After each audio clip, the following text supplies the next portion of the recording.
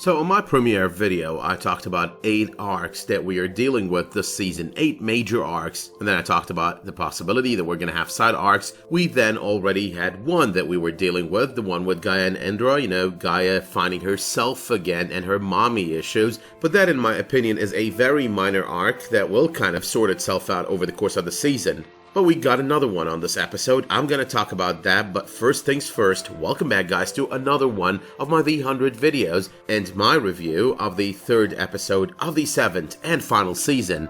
But okay, final season, a word that weighs heavily on me every week. Maybe The 100 is not really one of my top 10 series of all time, but it's up there. It's up there in my top series.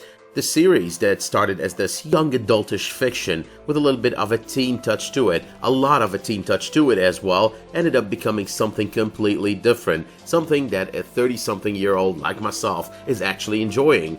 So yeah, The 100 is running out of time, but at the very least we can always look forward to the prequel series that is in the making at this point. But as per the usual, let's discuss the arcs first, or just go for a refresher of the arcs. Now they are no longer 8 arcs. I think the Murphy arc kind of sorted itself out on the first episode. That's pretty clear watching this episode. Murphy is no longer an issue. Murphy is no longer a problem. But there is the arc of Jordan. I think that's gonna be big this season. Jordan is looking for something, looking for explanations, looking to understand that vision that he had, that he spoke to Russel about, and he's gonna go after that. I'm pretty certain he will over the course of the season.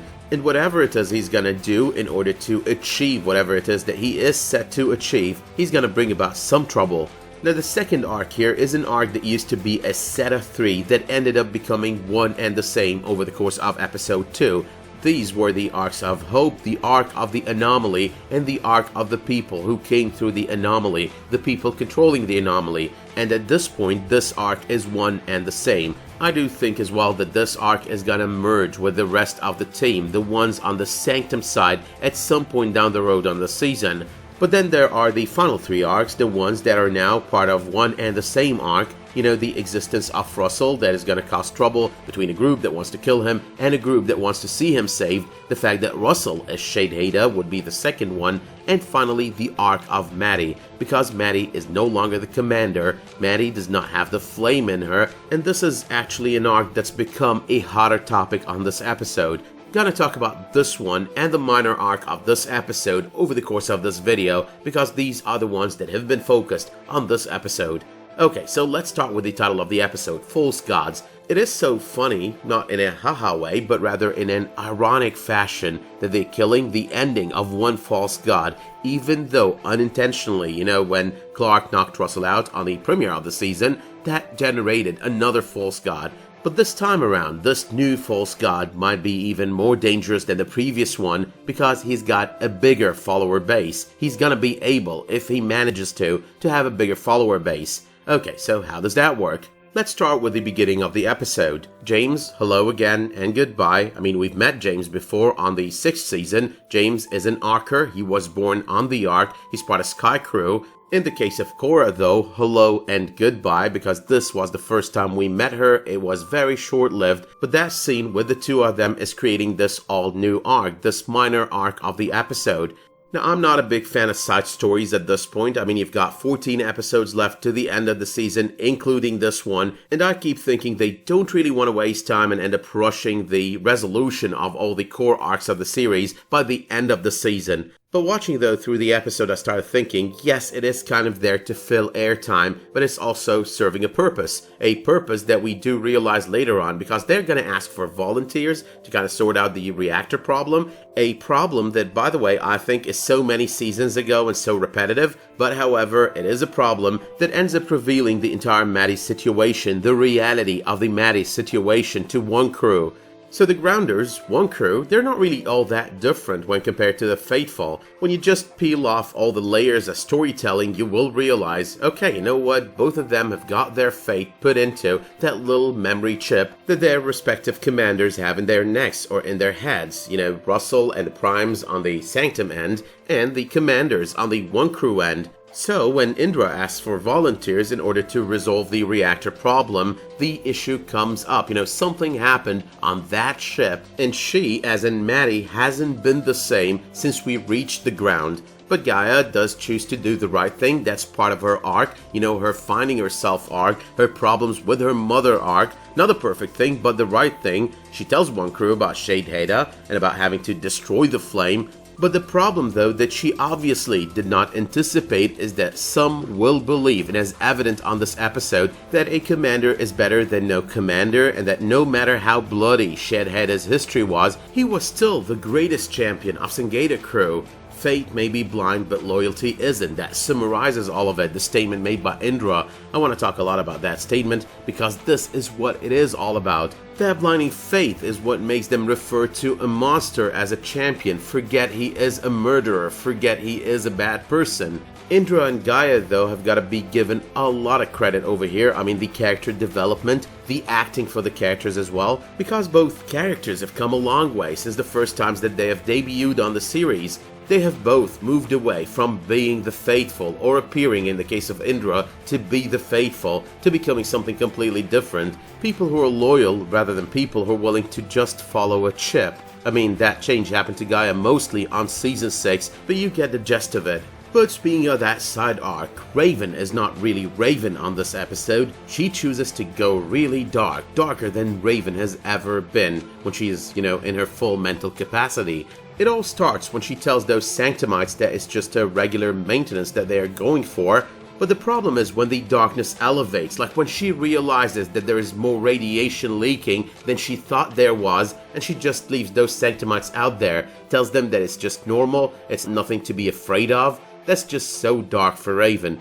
But I do understand her endgame, though. I do understand her point. At this point, if this is not resolved, it's not just going to be over for these guys, but it's going to be over for everyone in Sanctum. The reactor is going to melt, and everyone is pretty much going to die. But she does get even darker when she locks Murphy out.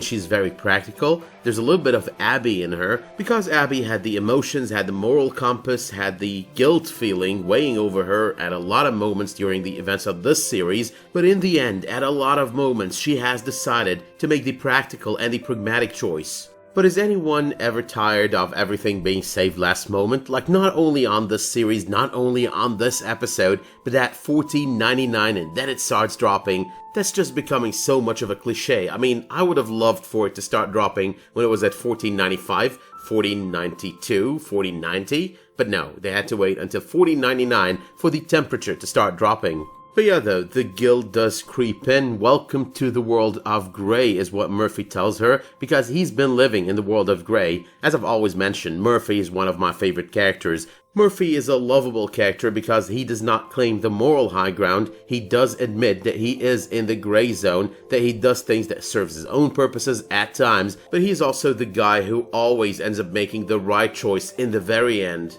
But okay though, the major arc addressed on this episode. We talked the Madi aspect of the arc, the reveal to the Grounders that Madi was no longer really the commander, but there is the part about Russel and Sheidheda, the long con that Sheidheda has been playing. So the existence of Russel is still a problem, it's still causing a lot of trouble between his haters and his lovers, but no one yet knows that he is Sheidheda. We've got him playing Jordan. Now at first it does seem like he's gonna say the wrong thing in order to get a war starting, to get people to follow him. I even thought he might end up telling the Grounders who he really is. It's a plan that he's got in mind. He does realize, and he does tell Indra at the very end, that he did notice that he's missing a few guards. He does know that they know that Madi isn't really the commander, and he does know as well that they're probably gonna follow him as soon as he announces, "Oh, I'm Sheidheda, I'm your commander." But Russel, though, as Sheidheda, has been doing a great job, convincing everyone that nothing has changed about him. He's playing Jordan on this episode, making sure he does not doubt that he's no longer Russel, he does not suspect anything, finding a solid reason to justify his change of heart, because wanting to die and actually facing death, those are two completely different things. But it was all part of the long con.